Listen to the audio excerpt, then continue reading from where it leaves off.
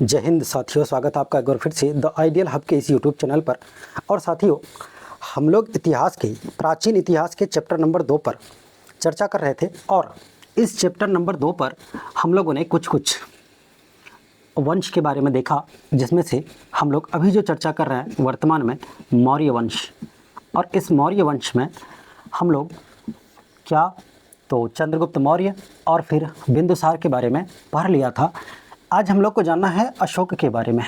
तो आइए अशोक का क्या इतिहास रहा है इसके बारे में जानते हैं। देखिए, अशोक का जो शासनकाल रहा वो 269 बीसी से 232 बीसी तक बताया जाता है। और जो अशोक है, इनका नाम अलग अलग अभिलेखों से अलग अलग पता चला है। जैसे अगर देखा जाए तो भाब्रू अभिलेख में इनको, जो भाब्रू अभिलेख है साथियों, भाब्रू अभिलेख में इनको किस नाम से जाना गया है? तो इनको जाना गया है रहता ही नहीं मात्र।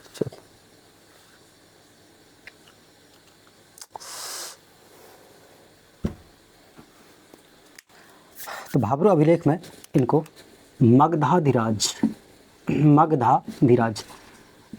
का मतलब क्या होता है कि मगध पर जिन राजाओं में से एक महान राजा थे, उन महान राजा के बारे में कहा गया है कि वो मगधाधिराज कौन थे? तो अशोक थे। वो अशोक बाद में हम लोग को देखने को मिलेगा। देखिएगा, अभी जो भाब्रू अभिलेख है इनमें क्या पुकारा गया? मगधाधिराज। इसके अलावा मास्की के बाद गुर्जरा, उसके बाद जो नेत्तूर है, और साथ ही साथ एक और अभिलेख उदयगोलम नाम है। इन चारों अभिलेख में जो अशोक का नाम है, इनको अशोक राजा कहा गया है। अशोक राजा। इसके अलावा और भी अभिलेख है, जैसे अगर देखा जाए गिरनार अभिलेख, गिरनार ये गुजरात में है। गिरनार और रोमनदेई अभिलेख में इनको क्या कहा गया है? तो इनको देवनाम पियदस्सी कहा गया है। और 12वें तथा 13वें शिलालेख में इनको क्या कहा गया है? तो अशोक कहा गया है। तो ये सारे के सारे नाम अशोक के ही हैं, इस बात का आपको ध्यान रखना है। लेकिन इसमें से आपको मुख्य रूप से क्या, ये चारों अभिलेख जो मास्की, गुर्जरा, नेत्तूर और उदयगोलम है, इनमें से कई बार प्रश्न पूछे जा चुके हैं। साथ ही साथ जो गिरनार वाला और रोमनदेई वाला, इन दोनों को ध्यान रखना है। ध्यान तो सभी चीज़ें रखनी है, क्योंकि मैं ऑथेंटिक चीज़ें ही बताता हूँ। सारी चीज़ें बताने से मैं परहेज करता हूँ। और इसके सिंहासन की कहानी थोड़ा सा हम लोग देख लें कि सिंहासन कैसे प्राप्त किया। तो इससे पिछले वीडियो लेक्चर में मैंने बताया था आपको कि एक जो विष्णुगुप्त, जो कि चंद्रगुप्त के क्या थे? चंद्रगुप्त मौर्य के गुरुजी थे। और वो गुरुजी और भी किसी के थे, तो उसका नाम था राधागुप्त। तो राधा गुप्त की मदद से इसने क्या किया? राधा गुप्त की मदद से 99 भाइयों की हत्या किया। ये राधा गुप्त कौन थे? तो कौटिल्य या चाणक्य के शिष्य थे। और राधा गुप्त की ही मदद से अपने 99 भाइयों की हत्या किया। हत्या करने के बाद क्या किया? सिंहासन प्राप्त किया। और चूंकि 101 भाई थे अशोक को मिलाकर, अब उस 101 में अगर 99 भाइयों की हत्या कर दिया तो फिर एक तो बच गया। वो एक कौन थे? तो याद रखें, उस एक का नाम था तिस्स। यानी तिस्स को छोड़कर सभी भाइयों की हत्या किया।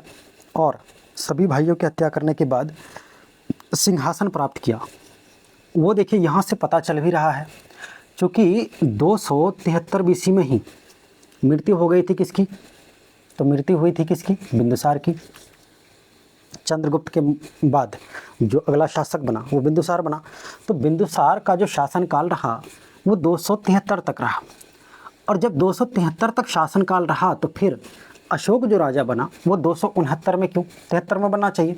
इसका मतलब यहाँ से स्पष्ट हो रहा है कि 273 से लेकर 269 तक यानी 4 वर्ष तक उत्तराधिकार की लड़ाई लड़ी गई, जिसमें विजेता रहे कौन, तो विजेता रहे कौन, तो अशोक। इस बात का ध्यान रखें। थोड़ा सा अगर इनके परिवार पर चर्चा करें तो इनके पारिवारिक जीवन में इनकी जो पहली पत्नी थी, तो इनकी पहली पत्नी कौन थी साथियों, तो इनकी पहली पत्नी जो महादेवी थी, महादेवी।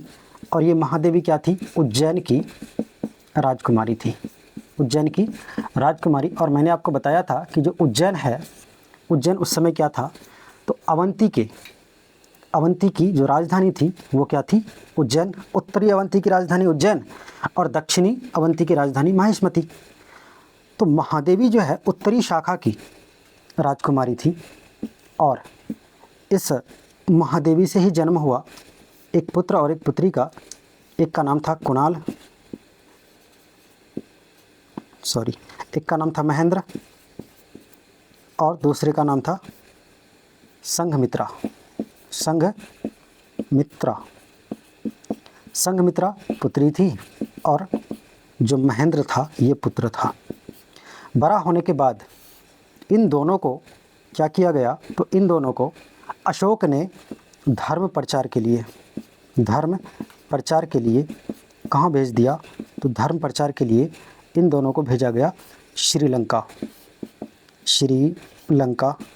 और श्रीलंका ये लोग गए जब, तो बोधि वृक्ष की टहनी लेके गए और बोधि वृक्ष की टहनी वहाँ पर लगाया, और फिर उसके बाद धर्म के प्रचार प्रसार पर ध्यान दिया।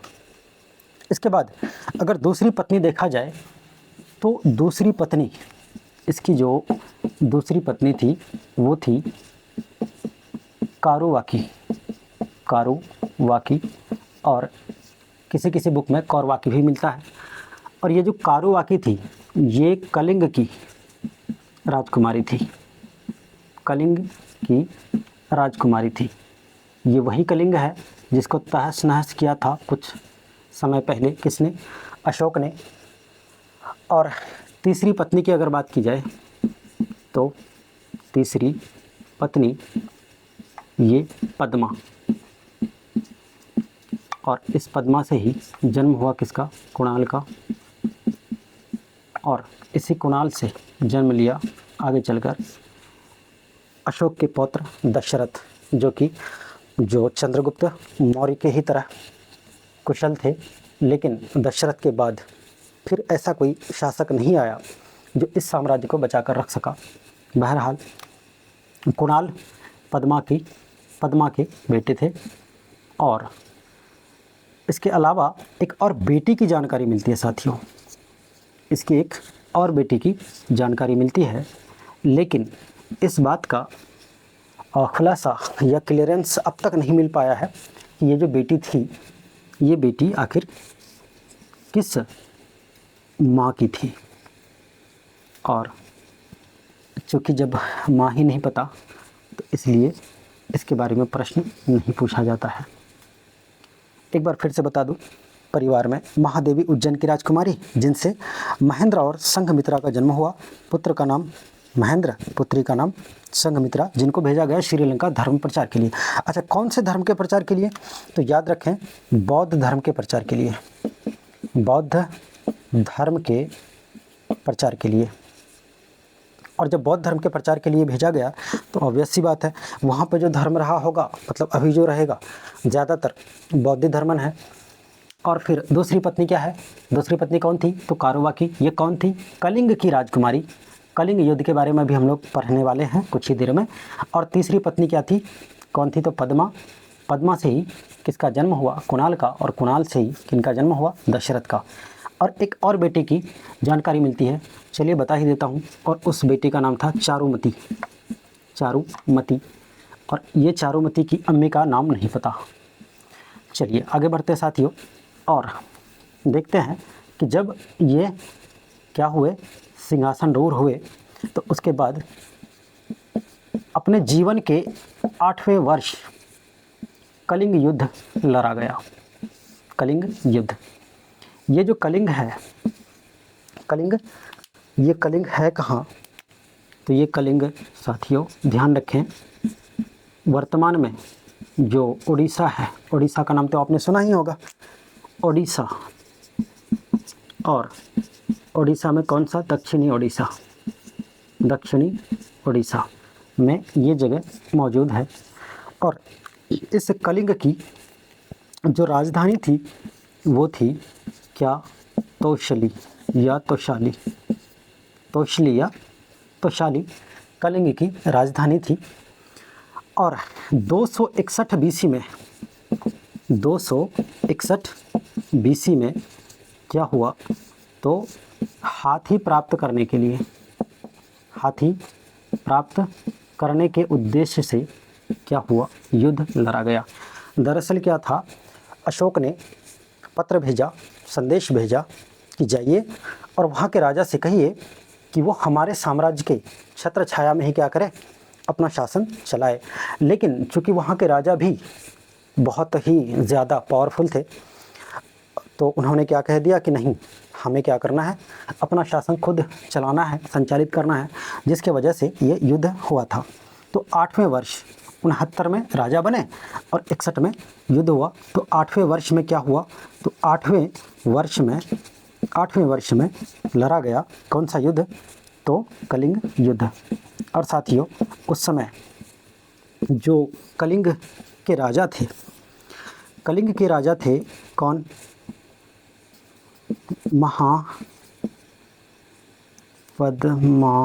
नाम भी थोड़ा अजीब है, नाभा,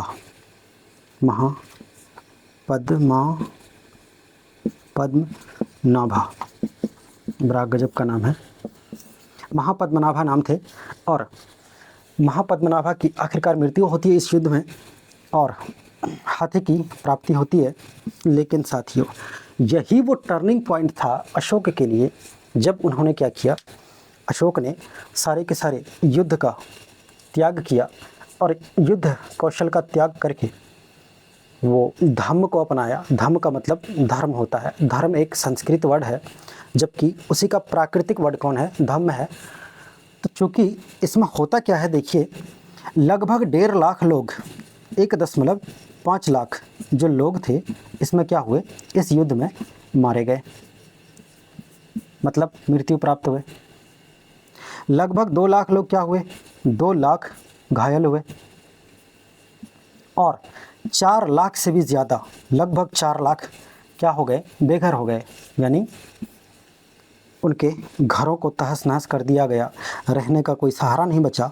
तो इतनी बड़ी विभीषिका को देखकर, इतनी सारी संकटों को देखकर आलोचनाएं होने लगी कि अशोक जैसे महान राजा जिसने अपने भाइयों की भी हत्या करी और अपनी प्रजा को भी नहीं छोड़ रहे हैं, तो इस विभीषिका को देखकर उनके मन में क्या आया कि नहीं, अब मुझे युद्ध नहीं करना चाहिए। और उन्होंने क्या किया? युद्ध नीति का त्याग किया और युद्ध नीति को त्याग कर, युद्ध को त्याग दिया, युद्ध नीति को त्याग दिया और युद्ध नीति का त्याग करके क्या किया? तो धम्म नीति अपना लिया, धम्म नीति को अपना लिया, यानी धर्म की नीति को, धार्मिक राह पर चल करके अब क्या करना है? तो जीवन बिताना है। लेकिन जो धम्म नीति है वो किनके प्रभाव में आकर के उन्होंने अपनाया? तो ध्यान रहे, मोगलीपुत्ततीस, मोगलीपुत्ततीस, इनके प्रभाव में आकर क्या हुआ? तो इनके प्रभाव में आकर के उन्होंने धर्म को अपनाया। कौन से धर्म को? बौद्ध धर्म को अपनाया। लेकिन जो बौद्ध धर्म की शिक्षा थी, बौद्ध धर्म की जो शिक्षा थी, शिक्षा किसने दिया था? उपगुप्त ने, उपगुप्त ने और साथ ही साथ निग्रोध ने, दोनों ने दिया था। लेकिन सबसे ज़्यादा जो प्रभावित किया वो उनकी शिक्षा को कौन प्रभावित किया? तो निग्रोध ने प्रभावित किया। मतलब निग्रोध की जो शिक्षा थी उनको, उनके आचरण को, उनके जीवन को बदलने में काफ़ी हद तक सफल रहे।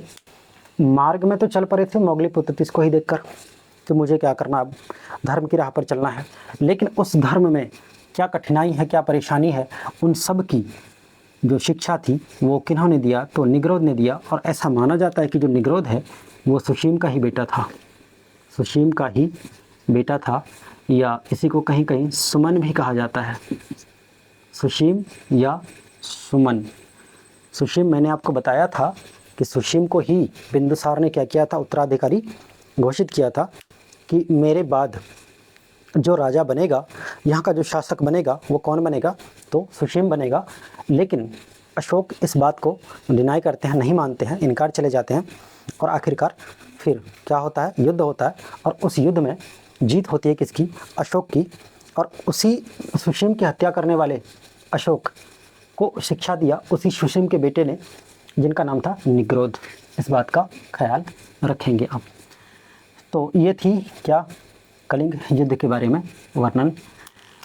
और इनके जो सामाजिक जीवन थे या शैक्षणिक जीवन थे वो ये थे कि मुगली पुत्रतिस की वजह से उन्होंने धर्म को अपनाया। कौन से धर्म को अपनाया, बौद्ध धर्म को। शिक्षा किसने दिया, उपगुप्त नाम के एक भिक्षु ने। लेकिन इनके जीवन को सबसे ज़्यादा प्रभावित किसने किया, तो निग्रोध नाम के भिक्षु। मतलब बौद्ध धर्म में सारे के सारे तो भिक्षु ही थे, तो निग्रोध भी उनमें से एक थे, जो कि बेटा किसके थे, सुशीम के, या उसी सुशीम का दूसरा नाम क्या है, कहीं कहीं सुमन देखने को मिलता है। तो इसने क्या किया, पूरी तरीके से इनके जीवन को बदल दिया। किसने, कलिंग युद्ध ने। और कलिंग का जो उस समय का राजा था वो कौन था, तो महापद्मनाभा। लेकिन साथियों इस कलिंग युद्ध के बारे में वर्णन जो मिलता है, इसका वर्णन कहाँ से मिलता है, याद रखेंगे। वर्णन जो मिलता है, क्या चीज़ का वर्णन, कलिंग युद्ध का। कलिंग युद्ध का जो वर्णन है ये कहाँ से मिलता है, तो ये मिलता है आपको चेदी वंश के शासक जिसका नाम था खारवेल। क्या, खारवेल। इस खारवेल ने क्या किया था, तो इस खारवेल ने इस युद्ध का वर्णन कहाँ करवाया, हाथी गुफा अभिलेख, हाथी गुफा अभिलेख में करवाया। हाथी गुफा अभिलेख में इस युद्ध के बारे में वर्णन करवाया। तब जाकर के पता चलता है कि नहीं, ये युद्ध कितना विनाशकारी और कितना विभीषिका वाला युद्ध था। और चेदी वंश का जो शासक था उस समय कौन था, तो खारवेल था। इस बात का ख्याल रखें। जब इन्होंने सारा का सारा युद्ध नीति त्याग दिया और धम्म नीति को अपना लिया, तो जीवन के 10वें वर्ष, अपने जीवन के, अपने शासन के, जीवन का मतलब शासन, शासन की बात हो रही है। जीवन का मतलब 10वें वर्ष में तो ये वो छोटे बच्चे रहे होंगे। शासन के 10वें वर्ष, ध्यान रखें, 10वें वर्ष क्या किया, तो इसने लुम्बिनी की यात्रा, सॉरी बोध गया की यात्रा किया। बोध गया। और ये बोध गया कहाँ था भाई, बोध गया में क्या हुआ था, तो बोध गया में ही किनको, बुद्ध जी को ज्ञान की प्राप्ति हुई थी। बुद्ध को ज्ञान की प्राप्ति हुई थी। और वहाँ जा कर के क्या, वहाँ जा कर के इन्होंने भी क्या किया, एक पेड़ लगाया। बोध गया में जिनको क्या मिला था, ज्ञान मिला था, और वहाँ जा कर के इसने क्या किया, एक और पेड़ लगाया। और बोध गया में कई ऐसे पेड़ हैं आज भी जो क्या है, जो बोधि वृक्ष के नाम से जाने जाते हैं।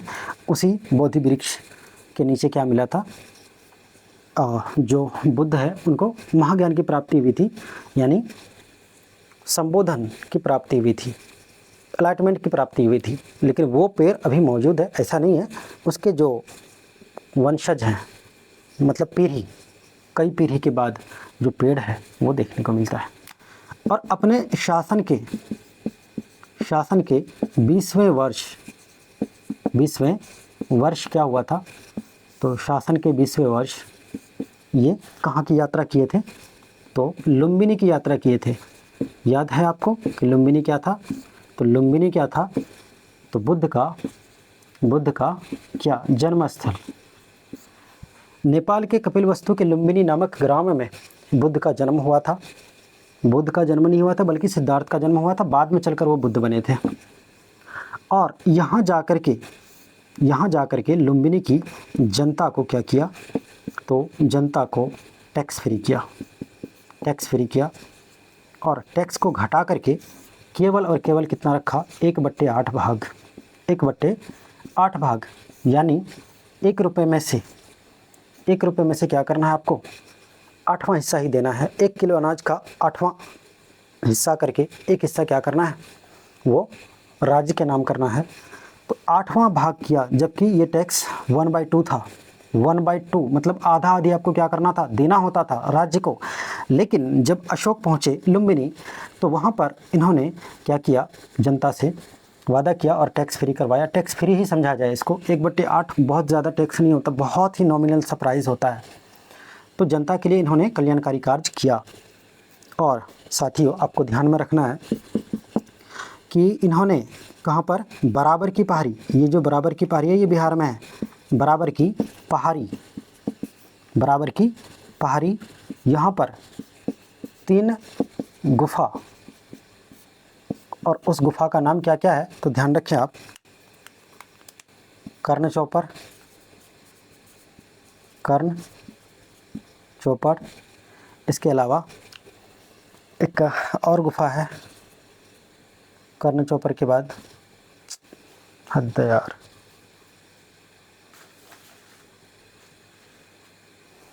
कहाँ कहाँ ध्यान रहता है आज पता नहीं, कर्ण चौपर, इसके बाद सुदामा, और फिर तीसरा विश्व झोपड़ी। इन तीनों का निर्माण किया था, और इन तीनों का निर्माण करके ये आजीवक संप्रदाय के लोगों को दिया था, यानी आजीवकों को दिया था। आजीवक क्या थे, तो मैंने आपको बताया था कि आजीवक एक ऐसा संप्रदाय था जो पूरी तरीके से भाग्यवादी था, और बिंदुसार इसी आजीवक संप्रदाय धर्म के मानने वाले थे। इसलिए शायद इसलिए क्या किया था, तो अशोक ने अपने पिता की याद में कर्ण चौपर, सुदामा और विश्व झोपड़ी आजीविकों को दिया। एक और चौथा लोमस ऋषि नाम का एक गुफा था। उन तीनों का निर्माण तो किसने किया, बराबर की पहाड़ियों में उन तीनों का निर्माण अशोक ने किया। लेकिन चौथा जिसका नाम क्या था, लोमस ऋषि गुफा, इसको निर्मित किसने किया, तो इसी के पौत्र दशरथ ने।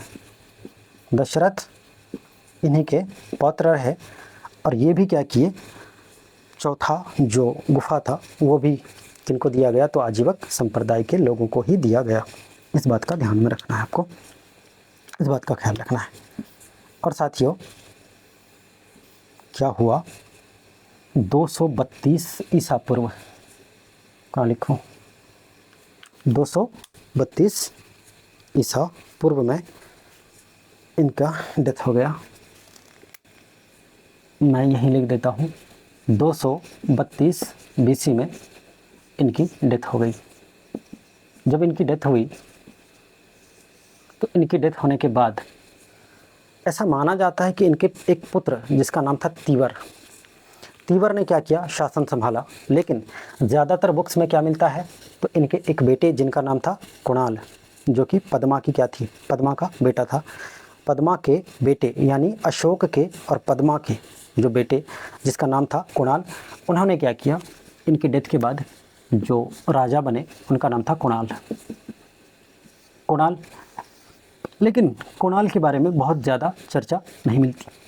तो कुणाल के बाद जो राजा बने उनका नाम था दशरथ। और दशरथ जो थे ये अच्छा खासा शासन संभाले। ऐसा माना जाता है कि अगर मौर्य वंश में सबसे आखिरी और अच्छे शासकों में देखा जाए तो वो कौन थे, दशरथ। और दशरथ ने क्या किया, तो नागार्जुन पहाड़ी में, एक तो लोमस ऋषि कहाँ पर, तो बराबर की पहाड़ी में 3 जो गुफा बनाया गया, 3 गुफा का निर्माण किया। वो कहाँ, नागार्जुन पहाड़ी में साथियों, नागार्जुन पहाड़ी में, जो कि क्या हुआ, इन्होंने और जो आजीवक संप्रदाय है उन लोगों को दे दिया। एक वहाँ, 3 यहाँ, फिर 3 वहाँ, यानी 7 गुफाएं आजीवक संप्रदायों को दिया गया। 3 गुफा बराबर और 4 गुफा बराबर की पहाड़ियों में और 3 गुफा नागार्जुन की पहाड़ियों में दशरथ के द्वारा, 4 गुफा 3 गुफा अशोक के द्वारा दिया गया था। दशरथ के बाद जो शासक आए वो अच्छे शासकों में गिनती उनकी नहीं हुई और अंतिम शासक जो आखिरी राजा हुए, तो याद रखें जो अंतिम शासक हुए वो कौन हुए, तो अंतिम शासक के रूप में कौन हुए, तो साथियों बृहद्रथ। बृहद्रथ। देखिए और भी शासक आए लेकिन इन सब के बारे में चर्चाएं नहीं मिलती है। अंतिम शासक की अगर बात करें तो अंतिम शासक के रूप में कौन थे, तो बृहद्रथ। इनकी हत्या इन्हीं के अमात्य, इन्हीं के प्रधानमंत्री जिसका नाम क्या था, तो पुष्यमित्र शुंग। क्या नाम था, पुष्यमित्र शुंग। इन्होंने क्या किया, इन्होंने 185 बीसी में 185 बीसी में हत्या कर दिया और हत्या करने के बाद उस पूरे वंश का ही सत्यानाश कर दिया। और जब वंश का ही सत्यानाश हो गया तो इसका मतलब है कि कोई और एक राजवंश आया होगा। तो शुंग, जो पुष्यमित्र शुंग था, उन्होंने अपने नाम पर एक नए वंश की स्थापना करी जिसका नाम था क्या, शुंग वंश। और शुंग वंश एक ऐसा वंश था जो भारतीय इतिहास में, प्राचीन भारतीय इतिहास में सबसे पहला ब्राह्मण वंश की अगर बात करें तो वो कौन थे, तो शुंग वंश थे। इससे पहले ऐसा नहीं कि ब्राह्मण नहीं थे, ब्राह्मण थे लेकिन ब्राह्मणों में कोई शासक नहीं बने थे। और पहला शासक अगर बने थे तो वो कौन बने थे, तो पुष्यमित्र शुंग बने थे। और पहला ब्राह्मण वंश की स्थापना किया किसने, पुष्यमित्र शुंग ने। किन की हत्या करके, बृहद्रथ की हत्या करके। याद करिए जब आपको मैंने पढ़ाया था कौन सा वंश, तो हर्यक वंश। तो हर्यक वंश की स्थापना किसके द्वारा की गई थी, तो बृहद्रथ के द्वारा। और यहाँ भी देखिए मौर्य वंश की जो समाप्ति होती है वो भी किसके द्वारा होती है, बृहद्रथ के द्वारा होती है। तो ऐसी मान्यताएं हैं। खैर जो भी हो, अब हम लोग जो पढ़ेंगे तो वो मौर्य काल नहीं पढ़ेंगे, अब पढ़ेंगे मौर्योत्तर काल। तो साथियों इंतज़ार कीजिए, मौर्योत्तर काल के बारे में हम लोग अगले दिन चर्चा करेंगे। और तब तक खुश रहें, हंसते मुस्कुराते रहें। जय हिंद।